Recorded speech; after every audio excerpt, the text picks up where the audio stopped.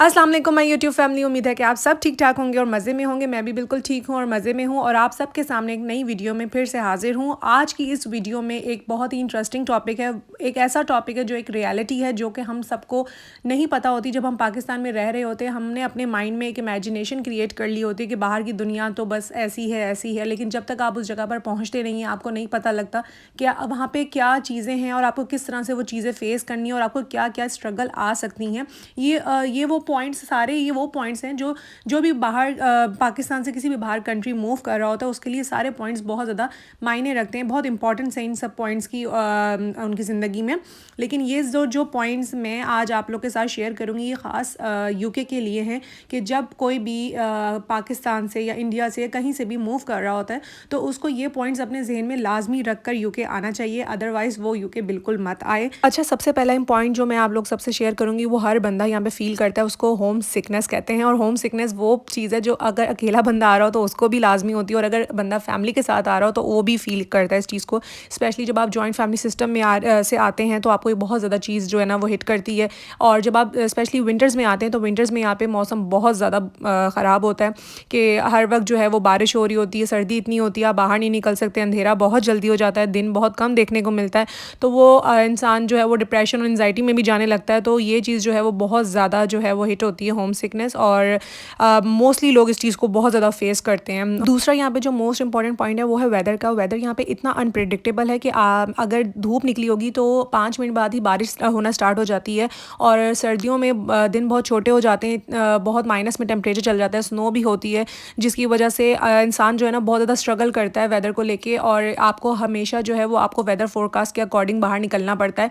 पाकिस्तान में आप ये चीज़ें नहीं बॉदर करते हैं बिल्कुल भी, आपका जब दिल करता है आप मुँह उठा के बाहर निकल जाते हैं। लेकिन यहाँ पे ये चीज़ बहुत ज़्यादा इंपॉर्टेंस रखती है कि आपको चेक करके निकलना है कि अगर बारिश है तो आपके पास हमेशा अम्ब्रेला होनी चाहिए ताकि आप गीले ना हो, आप बीमार ना पड़े, सर्दी बहुत ज़्यादा होती है इस वजह से। तीसरा जो पॉइंट है वो भी वेदर से ही रिलेटेड है क्योंकि यहाँ पे जब इतना ज़्यादा एक्सट्रीम पे वेदर चला जाता है तो जिसकी वजह से इतनी स्नो पड़ती है और माइनस में भी टेम्परेचर चला जाता है और आपको धूप देखने को नहीं मिलती बिल्कुल भी। और अगर धूप इनकेस निकलती भी है तो वो बिल्कुल ठंडी धूप होती है जिसका कोई भी फ़ायदा नहीं होता। तो यहाँ पे मेजॉरिटी यूके में लोगों को विटामिन डी की डेफिशिएंसी की जो है वो शिकायत रहती है अक्सर ही।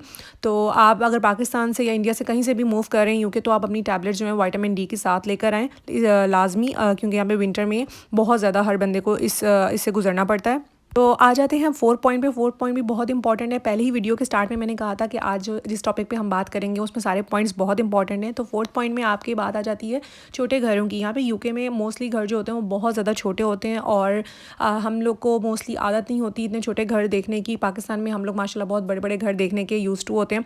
तो यहाँ पर आके इस चीज़ को बहुत ज़्यादा फेस किया जाता है। स्पेशली अगर आप किसी बड़े घर से आ रहे हैं तो आपको ये चीज़ जो है वो बहुत ज़्यादा फील होती है कि यहाँ पे रूम्स अगर मास्टर बेडरूम भी है तो वो भी बहुत छोटा है। वो बेडरूम भी नहीं, वो बल्कि स्टोरेज रूम टाइप आप कह सकते हैं उसको, इस टाइप का। और घर बहुत छोटे हैं तो इसकी वजह से बच्चे भी काफ़ी जो है वो इस चीज़ को फेस करते हैं क्योंकि वो इस चीज़ों के यूज़ टू नहीं होते हैं। फिफ्थ पॉइंट पे हम आ जाते हैं। फिफ्थ पॉइंट जो है वो रूल्स एंड रेगुलेशंस का है जो कि पाकिस्तान में बिल्कुल भी फॉलो नहीं होता, इसलिए हर बंदा जो है वो यूज़ टू नहीं होता इन चीज़ों का बिल्कुल भी। जबकि यहाँ पे आप किसी भी अब्रॉड कंट्री मूव करते हैं तो वहाँ पे रूल्स एंड रेगुलेशंस को बहुत ज़्यादा इंपॉर्टेंस दी जाती है और हर बंदा उनको फॉलो भी करता है। और वही लोग जो पाकिस्तान में फॉलो नहीं कर रहे होते यहाँ पे आके उन चीज़ों को फॉलो करते हैं, वरना तो उनको एक्सट्रीमली हैवी फ़ाइन देना पड़ता है। इस वजह से ये चीज़ जो है वो बहुत ज़्यादा इंपॉर्टेंस रखती है रूल्स एंड रेगुलेशंस यहाँ पे। बात आती है 6 पॉइंट के ऊपर और 6 पॉइंट जो है वो बहुत ही इंपॉर्टेंट है उन तमाम लोगों के लिए जो वो तमाम लेडीज़ जो मुझसे इंस्टाग्राम पे आके मैसेज कर रही होती हैं और पूछती हैं हम यूके कैसे मूव करें, हम प्लान कर रहे हैं और आप हमें प्लीज़ गाइड करें।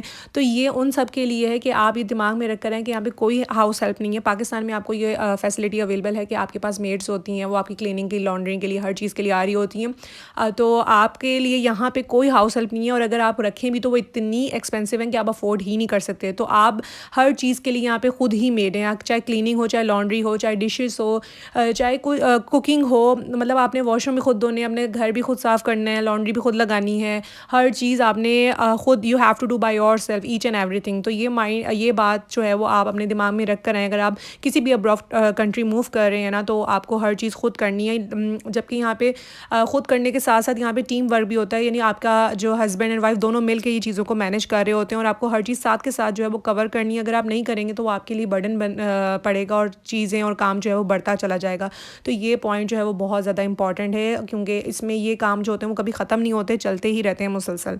7th और लास्ट पॉइंट जो है वो है ट्रांसपोर्टेशन का। यहाँ पे अगर कोई भी आउट ऑफ कंट्री जो है वो मूव कर रहा है यहाँ पे, तो उसको ये बात ज़हन में रखनी है कि आपको यहाँ पे वॉक बहुत ज़्यादा करनी है। अपने आप को प्रिपेयर कर आएँ कि आपको यहाँ पे बहुत ज़्यादा चलना पड़ता है। हम मोस्टली यूज़ टू नहीं होते इतनी वॉक करने के, तो इस वजह से यहाँ पे वैसे यहाँ पे ट्रांसपोर्टेशन सिस्टम लाइक ट्रेन्स और ट्रैम्स और बसेस बहुत ज़्यादा अच्छी हैं, बहुत फैसिलिटीज़ हैं इनकी, लेकिन फिर भी उसके बावजूद आपको बहुत चलना पड़ता है, जिसके लिए आपको प्रिपेयर होकर आना है, अपनी टांगों को अच्छी तरह मजबूत बनाकर आना है कि यहाँ पे बहुत चलना पड़ता है।